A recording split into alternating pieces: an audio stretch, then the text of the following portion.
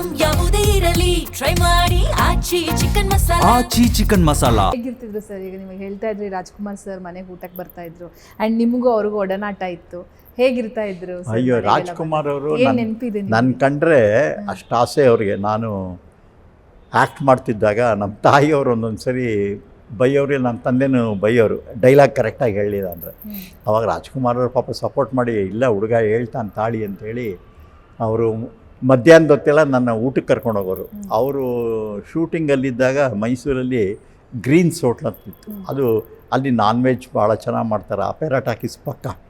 ಅಲ್ಲಿಗೆ ನನ್ನೂ ಕರ್ಕೊಂಡು ಹೋಗ್ಬಿಡೋರು. ನಾನು ಹಾಗೆ ಅದೇ ಡ್ರೆಸ್ಸಲ್ಲಿ ಹೋಗುವೆ, ಮೇಕಪ್ಪಲ್ಲಿ. ಅಲ್ಲಿಂದ ತುಂಬ ನನಗೆ ಕ್ಲೋಸ್ ಆಗಿದ್ದರು.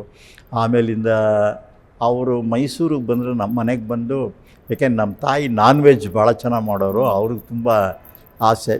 ಆದ್ದರಿಂದ ನಮ್ಮ ಮನೆಗೆ ಬಂದು ಊಟ ಮಾಡ್ಕೊಂಡು ಹೋಗ್ತಾಯಿದ್ರು.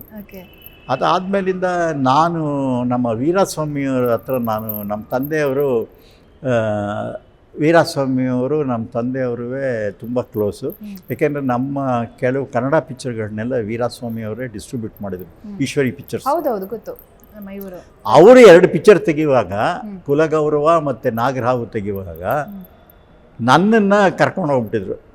ನಾನು ಸ್ವಲ್ಪ ಈ ಪ್ರೊಡಕ್ಷನ್ನು ಡೈರೆಕ್ಷನ್ ಎಲ್ಲ ನೋಡ್ಕೊತಿದ್ನಲ್ಲ. ಸೊ ನಮ್ಮ ತಂದೆಯವ್ರನ್ನ ಕೇಳಿ ನಾನು 6 ತಿಂಗಳು ವೀರಸ್ವಾಮಿಯವ್ರ ಮನೇಲೇ ಇದ್ದೆ. ಕುಲಗೌರವ ರಾಜ್ಕುಮಾರ್ ಅವ್ರದ್ದು ಪಿಕ್ಚರು, ಆಮೇಲೆ ಪುಟ್ಟಣ್ಣ ಅವ್ರದ್ದು ನಾಗರಹಾವು.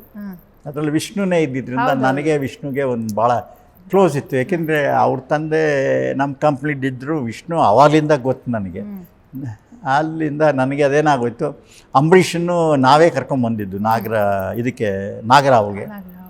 ಸೊ ಹೀಗಾಗಿ ನಾವು 3 ಜನ ಅಲ್ಲಿ ನಮ್ಮ ಒಂದು ಮೈಸೂರು ಫ್ರೆಂಡ್ಶಿಪ್ಪು ಅಲ್ಲಿಗೆ ಆಯಿತು.